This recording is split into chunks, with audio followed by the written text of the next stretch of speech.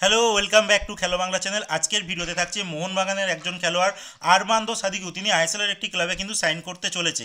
সে সমস্ত খবর তোমাদের জানাবো। তার আগে প্রতিদিনের মতো বলবো, খেলার আপডেট ভিডিও পাওয়ার জন্য আমাদের চ্যানেলটিকে সাবস্ক্রাইব করতে একদম ভুলো না। তো চলো শুরু করছি আজকের প্রথম খবর। আজকের প্রথম খবরটি বলবো ইস্টবেঙ্গল টিমকে নিয়ে। ইস্টবেঙ্গল টিম আগামী কিন্তু দিনে জানো নেক্সট জেনারেশন কাপ খেলবে। আর ইস্টবেঙ্গল তার জন্যই কিন্তু সিএফএলে তাদের ম্যাচের কিছু সূচি পরিবর্তন করার জন্য আইএফএর কাছে আবেদন করে, আর সেটাও কিন্তু আইএফএ মেনে নেয়। তো বলে রাখি 22 তারিখ আর 26 তারিখ, মানে জুলাই মাসের 22শে জুলাই আর 26শে জুলাই দুখানা ম্যাচ আছে ইস্টবেঙ্গলে। দুটো ঘরের মাঠে ম্যাচ আছে। আর তাদের মধ্যে যেই খেলাটি 26 তারিখ হওয়ার কথা ছিল, সেই ম্যাচটি 19 তারিখ, মানে আগামীকাল 19 তারিখ, আগামীকালকে কিন্তু ম্যাচটিকে ইস্টবেঙ্গল আবেদন করে খেলার জন্য। আর সেটাতে কিন্তু আইএফএ রাজিও হয়ে যায়। আর এই ম্যাচটি হবে পুলিশের সঙ্গে, পুলিশ এসির সঙ্গে খেলা হবে ইস্টবেঙ্গলের। আর এই ম্যাচটি কিন্তু ইস্টবেঙ্গল নিজের ঘরের মাঠে খেলবে।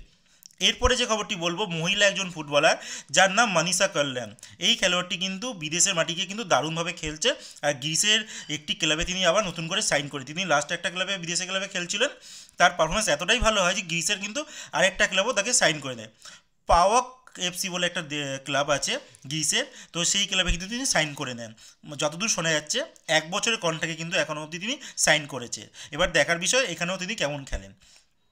এরপরে যে খবরটি বলবো, মোহনবাগানের একজন খেলোয়াড় আরমান্দো সাদিকুকে নিয়ে। এই আরমান্দো সাদিকুকে নিয়ে চারিদিকে রুমার উঠেছিল যে তিনি নাকি পাঞ্জাব এফসিতে খেলতে পারেন, নইলে মোহনবাগান একে রেখেও দিতে পারে 6 নম্বর বিদেশি হিসেবে। কিন্তু এই মুহূর্তে মার্কাস, একজন টাইমস অফ ইন্ডিয়ার একজন নামকরা একজন রিপোর্টার, তিনি দাবি করছেন যে তিনি এফসি গোয়াতে কিন্তু খেলতে চলেছেন। কিন্তু মার্কাস কিন্তু এখানে বলছে না তিনি পার্মানেন্ট ডিলে সাইন করে নিয়েছে নাকি লোন ডিলে, সেটা কিন্তু কনফার্ম কিছু জানায়নি।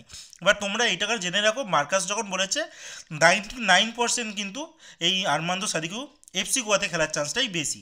তো দেখা যাক ডিলটা কবে ডান হয়।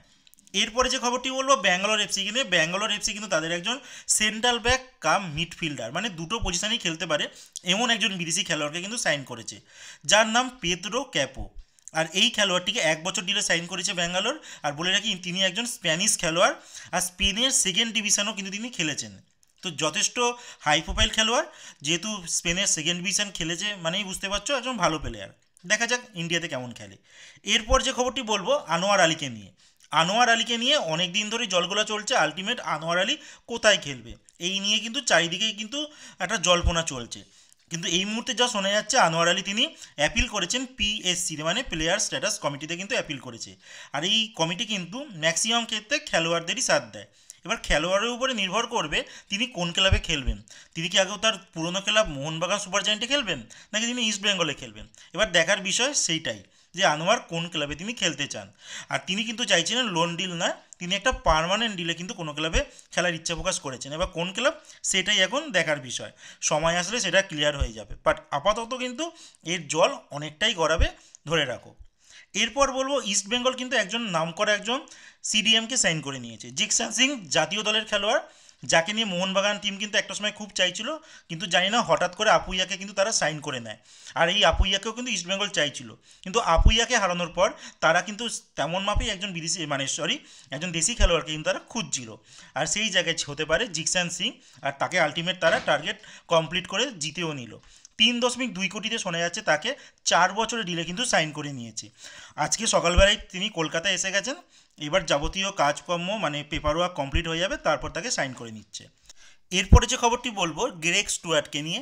একজন স্কটিশ খেলোয়াড়, লাস্ট ইয়ার কিন্তু তিনি মুম্বাই সিটিতে খেলছিলেন, আবার মাঝপথেই তিনি চলে যায় স্কটল্যান্ডে। আর স্কটল্যান্ডে তিনি ঠিকঠাক খেলতে পারছিলেন না, টিমে হয়তো ছিলেন, চোট সমস্যা নিয়ে তিনি অনেকটাই ভুগেছেন। বাট এই মুহূর্তে যা খবর, মোহনবাগান সুপার জায়েন্ট নাকি তাকে সই করে নিয়েছে, এমনই একটা খবর কিন্তু শোনা যাচ্ছে। বাট মোহনবাগান তরফ থেকে কিন্তু এটা এখনও কিন্তু অফিসিয়ালি জানানো হয়নি। বাট এটা মোটামুটি ঠিক যে তিনি মোহনবাগানে কিন্তু খেলতে চলছেন।